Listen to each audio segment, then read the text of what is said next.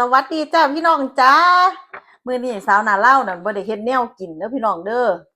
สาวหน้าเล่าสิมาตอบคำถามจาก FC หลายๆขนาดที่เขาถามเขามาดูน่ะนะพี่น้องถามสาวหน้าเล่าเขามาดูสาวหน้าเล่าก็จักสิตอบจังได๋อิหยังแหน่สาวหน้าเล่าคิดไว้อยู่ว่าสักมื้อนี่ถ้าว่างนี่สาวหน้าเล่าต้องมาตอบคำถาม FC เด้พี่น้องคำถาม FC สาวหน้าเล่านี่ล่ะ คำถามที่ถามสาวหน้าลาวเขามาดูนั่น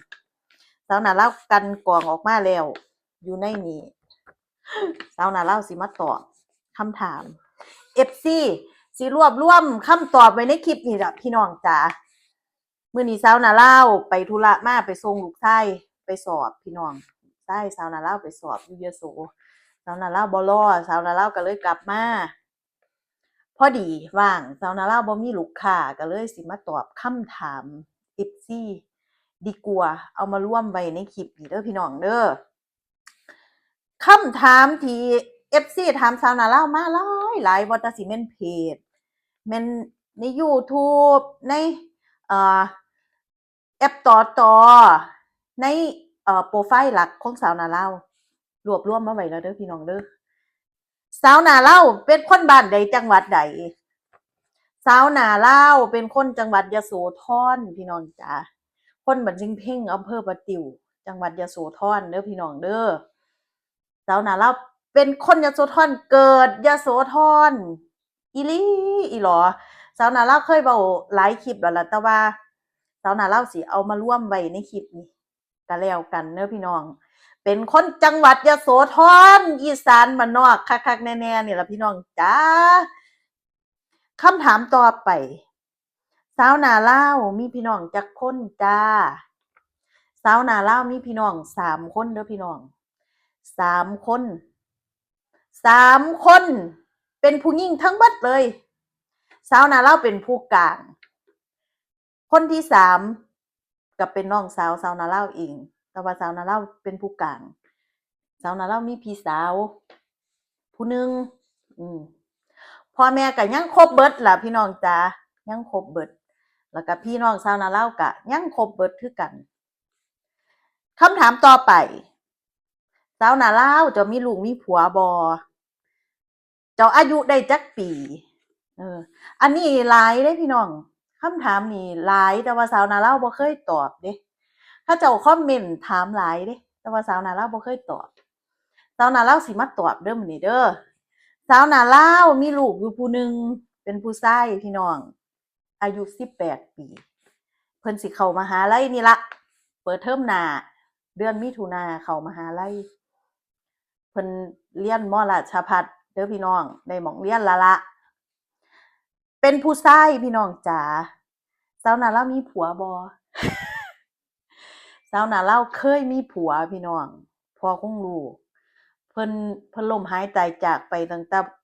แต่ลูกสาวนาลาวนี่ได้9เดือนเด้อพี่น้องสาวนาลาวนั่นมีผู้บ่าวเอาจอยเอ็กแจ๊กอยู่แต่ว่าก็บ่ใช้คำว่าผัวเนาะ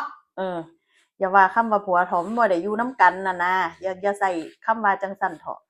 สรุปก็คือสาวนาลาวบ่ได้มีผัวเด้อพี่น้องแต่ว่าสาวนาลาวมีลูกอยู่ผัวอีหลีอีหลอนั่นก็ล้มหายตายจากไปแล้วล่ะสาวนาลาวอายุจักปี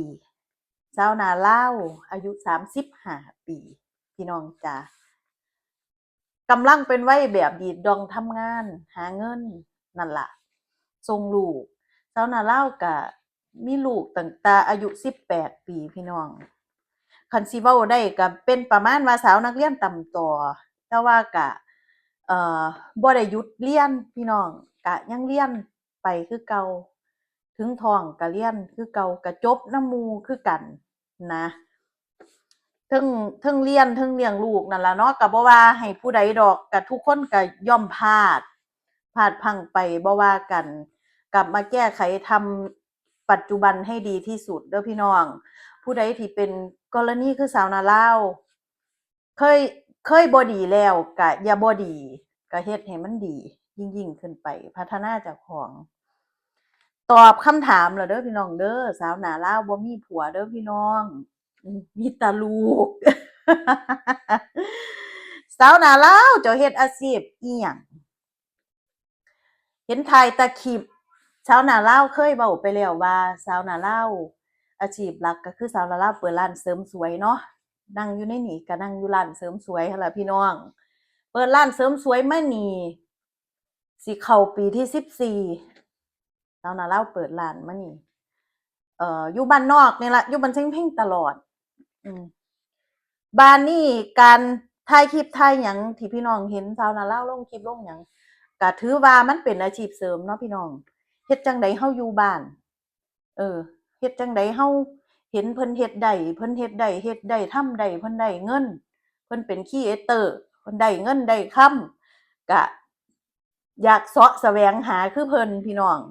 ชาวนาลาวใจออกหลายเทื่อเดะใจออกหลายเทื่อ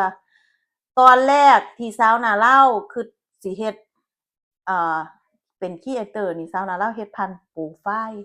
เฟซบุ๊กเปิดโหมดมืออาชีพธรรมดาล่ะพี่น้องแล้วเพจ TikTok กับแอปแดงนี่ YouTube นี่ชาวนาลาวจังมาเฮ็ดทีหลังน่ะนะจังมาริเริ่มทีหลังแต่ก็สู้มากับโปรไฟล์มันผ่านก่อนเนาะผ่านคำว่าผ่านก็คือได้เงินก่อนนั่นล่ะพี่น้องโปรไฟล์นี่ได้เงินก่อนตามมาก็จะเป็นเพจแม่น TikTok นี่ YouTube นี่ทีหลังชาวนาลาวมาเฮ็ดทีหลังเฮ็ดอยู่ประมาณ3เดือนพี่น้องจ๋าชาวนาลาวผ่านการสร้างรายได้จาก YouTube เด้อพี่น้องชาวนาลาวก็ถือว่าดีใจเดี๋ยวนี้ชาวนาลาวก็ได้รับเงินจาก YouTube กลับมานี่ก็5-6เดือนแล้วล่ะก็บ่ได้หลายดอกก็โอเคพอได้จ่ายค่าน้ำค่าไฟเนาะพี่น้องเนาะตอบแล้วเด้อนี่เด้อสาวนาลาวเฮ็ดอาชีพเสริมสวยเฮ็ดคลิปเป็นรายได้เสริมเด้อพี่น้องเป็นหยังคือบ่เฮ็ดคลิปแนวอื่นสิเว้าบาดนี้แม่นหยังสาวนาลาวคือบ่เฮ็ดคลิปแนวอื่น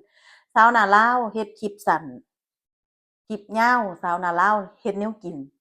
เฮ็ดกับข้าวบ้านๆแล้วก็กินธรรมดาพี่น้องเพราะหยังเฮาบ่มีเวลาไปถ่ายคือจังหมู่เพิ่นเพราะว่าเฮามันเป็นรายได้เสริมเนาะมันเป็นอาชีพเสริมก็คือเฮาเฮ็ดสามารถเฮ็ดคันเวลาได้ส่ำนี้เฮาเฮ็ดส่ำนี้สาวนาลาวคิดที่แรกก็จับจุดเจ้าของบ่ค่อยถูกดอกสาวนาลาวเฮ็ดไปทั่วทีปทั่วแดนเนาะบัดตำอิดน่ะบ้านช่วงหลังๆสาวนาลาวจังมาจับจุดได้ว่าแสดงว่าเฮาเฮ็ดแบบนี้ดีกว่าเฮาเฮ็ดแบบนี้ดีกว่าคนก็นิยมคลิปเฮ็ดอาหารบ้านๆแล้วก็กินยอดวิวบ่หลายแต่ว่าก็ภูมิใจหมู่เบิ่งให้เนาะพี่น้องสาวนาลาวไปถ่ายอันนั้นอันนี้ได้แต่เฉพาะสาวนาลาวว่างอีหลีเหรอสาวนาลาวถ่ายคลิปแล้วหั้งเทื่อลูกค้านั่งท่าเด้พี่น้องเขามาทำสวยมันเป็นจั่งซั้นมันแทบจะบ่มีเวลาสาวนาลาวก็ลงได้แค่มื้อละสั้น1ยาว1สั้นก็คือช็อตนั่นล่ะยาวก็คือคลิปเฮ็ดกับข้าวก็สรุปแล้วเจ้าของก็ยั่งเบิ่งแล้วล่ะพี่น้องก็เลยได้เฮ็ดคลิปแนวนี้เนาะคันเฮ็ดคลิปแนวอื่นไปเลาะหั้นเลาะนี้อิหยังจั่งซี้ก็บ่ได้ไปเด้อพี่น้องสาวนาลาวแฮ่งมีแม่เอ่อเป็นอัมพฤกษ์เนาะเป็นอัมพฤกษ์ก็ต้องดูแลเจียดเวลาอีหลีอีหลอเด้อพี่น้องจ๋าแต่ว่าก็สู้จ้าสู้นี่ล่ะปัญหาแม่นหยังสาวนาลาวคือบ่เฮ็ดคลิปไปเลาะแหน่ไปนู่นนั่นนี่แหน่สาวนาลาวเวลาน้อยๆเฮ็ดคลิปเฮ็ดแนวกินแล้วก็กินสู่พี่สู่น้องเบิ่งนี่ล่ะพี่น้องจ๋า มันคุ้มค่าบ่มาเฮ็ดคลิปบ่อยากอายคนบ่เฮ็ดคลิปเว้ยตะบัดตำอิดก็อยากอายแหล้วเนาะพี่น้องมาสิเว้าได้จั่งสิเว้าบ่ได้เด้อบ่ได้เก่งเว้าคันสิแล้วได้ก็คันคลิปเก่าๆสาวหน้าลาวนั่นอยู่ในโปรไฟล์หลักอยู่ในเฟซบุ๊กโปรไฟล์หลักพี่น้องคลิปเก่าๆน่ะสาวหน้าลาวเว้าแทบบ่เป็นเลยคืออยากอายอยากอายล่ะเนาะกับคลิปสั้นตะกี้ก็เฮ็ดแบบกักๆเฮ็ดแบบบ่ทันผาดโผนปานใดซุมื้อนี้ก็เริ่มคิดคอนเทนต์อันเห็นอันนั้นนี่ก็ถ่ายไปซั่นล่ะพี่น้องเอาม่วนถามว่าคุ้มค่าบ่ก็เฮาเฮ็ดหลายช่องทางเนาะพี่น้องเนาะ ช่องทางนี้ได้100 เหรียญช่องทางนี้ได้100 เหรียญนู่นนั่นนี่เฮามาร่วมกันทั้ง3ช่องทางพวกเฮาเดือนหนึ่งก็พอได้เสียค่าน้ำค่าไฟได้ค่าปลาทูพี่น้องเออสาวนาลาวบ่แม่นคนดังบ่แม่นครีเอเตอร์ช่องยิ่งใหญ่อลังการบ่แม่นเริ่มต้นจากศูนย์ที่คนบ่รู้จักสาวนาลาวเลยเออ ก็ถามว่าคุ้มค่าก็มันเป็นอาชีพเสริมเนาะพี่น้องเนาะเออเป็นอาชีพเสริมก็ถือว่าโอเคสำหรับชาวนาลาวเด้อพี่น้องได้รับทุกเดือนไม่เยอะแต่ได้รับทุกเดือนนะอืมผู้ใดที่ยังเก๋ๆกังๆอยู่ชาวนาลาวแนะนำเด้อพี่น้องเงินทางอากาศมีอีหลีให้ฟ้าวเฮ็ดเด้อฟ้าวเฮ็ดฟ้าวทำฟ้าวเฮ็ดขึ้นสร้างขึ้นอย่าไปอยากอายหมู่เพิ่นยังเฮ็ด อืมบางทีเขาเจ้า60-70เขาเจ้าก็เฮ็ดพี่น้องมันได้อีหลีแต่ว่าอดเอาแหน่จักหน่อยสาวนาลาวก็อดเอาเด้ยูทูบสาวนาลาวนี่3 เดือนกว่าเด้อพี่น้อง3สิผ่านก็ต้องอดเอาโดยที่เราไม่ได้อะไรเราก็ต้องอดเอาเดะสาวนาลาวแฮ่งเปิดโหมดมืออาชีพของสังสาเลี้ยวมันเปิดสร้างรายได้ให้ครีเอเตอร์ใหม่ๆสาวนาลาวเป็นรุ่นนั้นเลยรุ่นนั้นเลยเออ รุ่นที่มีเครื่องมือหลายๆบ่ทันได้เอาเครื่องมือมารวมกันคืออย่างนี้นั่นล่ะถูกบล็อกกันแล้วลองผิดลองถูกมาโอ้สุดยอดกูรู้ท่านหนึ่ง โดยที่บ่ได้ถามผู้ใดพี่น้องเศร้าไปถูกกับเจ้าของจังหูจังโอทุกมื้อนี้ก็เอาพอใจแล้วล่ะเอาส่ำนี้ล่ะบ่ดังหมู่เบิ่งให้ส่ำนี้ก็มีแรงแล้วพี่น้องจ๋าได้5 บาท10 บาทเติมกันคำถามสุดท้ายเด้อพี่น้องผู้ใดเป็นผู้ถ่ายคลิปให้สาวหน้าลาว1ลูกชายคันเพิ่นว่างเพิ่นก็สิถ่ายให้หั้นนะ2พี่ตุ้มพี่ตุ้มนี่ขายน้ำอยู่ข้างร้านสาวหน้าลาวนี่ล่ะยามนั้นยามก็ใช้เพิ่นคือห่าลางเทื่อก็ตั้งกล้องเอาเองก็มีพี่น้องวิถีครีเอเตอร์เนาะห่าลางเทื่อผู้ใดว่างที่รู้จักเราก็ให้เพิ่นถ่ายให้ก็มี มันเป็นจังซั่นล่ะแล้วแต่โอกาสพี่น้องจ๋าแล้วการตัดต่อตัดอะไรเนี่ยการตัดต่อคลิปนู่นนั่นนี่สาวนาลาวก็บ่ได้มีเทคนิคอิหยังมากมายดอกเฮ็ดบ่ได้เก่งบ่ได้หยังพี่น้องเฮ็ดเอาใส่แอปเอยตู่ไปแคปคัดไปจังซี่ธรรมดาบ่เก่งซาวไปเท่าอย่างนี้ก็บ่เก่งพี่น้องมีโทรศัพท์เครื่องเดียวหากินนำโทรศัพท์เครื่องเดียวนี่ล่ะพี่น้องจ๋าเออพอได้ค่าปลาทูแต่ละเดือนพี่น้องก็ว่าบ่เป็นคำถามนี่สาวนาลาวเอามาร่วมไว้ในคลิปนี่เบิดล่ะเด้อพี่น้องจ๋านอกเสียจากเอ่อคำถามที่สาวนาลาวสิเว้าว่าการที่เฮาเฮ็ดคลิปแบบนี้เด้อผู้ด่าก็ด่าเด้พี่น้องผู้เว้าใส่ก็เว้าใส่แต่ว่าก็อย่าไปถือสาโกรธกันตั้งใจสิเป็นครีเอเตอร์แล้วต้องหนักแน่นต้องคิดบวกเด้พี่น้องด่าก็สร้างเพิ่นก็ยังดีเพิ่นมาเบิ่งให้เฮาเนาะด่าก็สร้างเพิ่นหั้นเถาะด่าโลดเขามาด่าสาวนาลาวโลด มันก็ได้จิ้มเบิ่งจิ้มเฮาซะก่อนเนาะเขาจังด่าเนาะ ห่าลางเทื่อเขาก็ว่าสกปรกคนอีสานเหยียดก็มีบ่ว่ากันสร้างเถาะสาวนาลาวบ่เอามาเว้าดอกแนวมันบ่ดีเนาะเอาแต่แนวดีๆนี่ล่ะคุยกันสาวนาลาวตื่นขึ้น6 โมงสาวนาลาวสิไปหาแม่เพื่อไปอ่าเอาแม่กินข้าวเนาะกับพี่สาวเฮ็ดซอยกัน5 โมงครึ่ง5 โมงเช้าครึ่งแล้วเลาไปอีกไปเอาข้าวให้เพิ่นกินยาอีกเด้พี่น้องเอาเพิ่นเข้าห้องน้ำ4 โมงครึ่ง4 โมงแลงไปอีกเฮาดูแลแม่เฮาก็อยู่จังซี่หมุนเวียนลูกค้ามาแหน่ก็บางคนเพิ่นก็ทักหาบางคนเพิ่นก็มาบ่เห็นก็จักสิว่าจั่งใดพี่น้องแม่ทิมบ่ได้เสียลูกค้าก็เสียจักสิว่าจั่งใดสาวนาลาวก็บ่ได้อยากให้มันเป็นจังซี้ดอกเนาะพี่น้องมันก็ต้องเจ็บไข้ได้ป่วยเนาะมันเลือกบ่ได้ถ้าเลือกได้ก็บ่อยากให้เพิ่นเป็นอืมแต่ว่าสาวนาลาวก็มีความสุขสู้ ได้อยู่บ้านเกินเมืองนอนได้อยู่กับลูกกับเต้ากับพ่อกับแม่ก็มีความสุขได้เฮ็ดในสิ่งที่เจ้าของมัก1เจ้าของมักเสริมสวยเฮ็ดสวยให้หมู่2มักถ่ายคลิปอืมถ่ายคลิปตื่นขึ้นโอ้สิเฮ็ดหยังน้อสู่หมู่กิน FC กินสาวนาเลาก็เฮ็ดมีความสุขในสิ่งที่เฮ็ดล่ะพี่น้องจ๋าอ่าสาวนาเลาก็คลิปนี้ก็มาตอบคำถามนั่นล่ะพี่น้อง ถ้าผู้ใดอยากถามอีหยังที่มันนอกเหนือจากนี้เนาะก็จังคอมเมนต์มาเด้อพี่น้องเด้อสาวนาลาวนั่นเฮ็ด